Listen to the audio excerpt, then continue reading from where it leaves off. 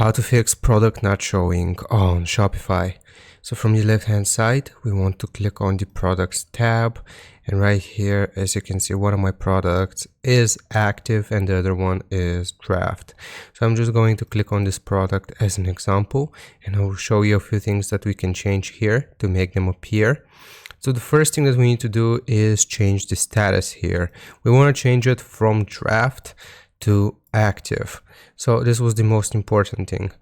Now, the second thing that we need to change is we have to write a description here. So just write some random description or one that fits your product. So I will do phone case. And now if you scroll down, then you will see that after writing a description, the search engine listing actually appears here, and we can copy this link for our product.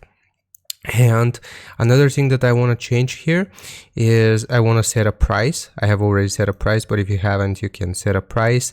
And the last thing that I will do is I will disable this track quantity option. So after we have changed all of those, we will simply click on save here, and I will preview it on my store. If I click on view online store, now as you can see, I have this product and it appears on my store. I hope this helps you out. Leave a like and sub, and I'll see you next time.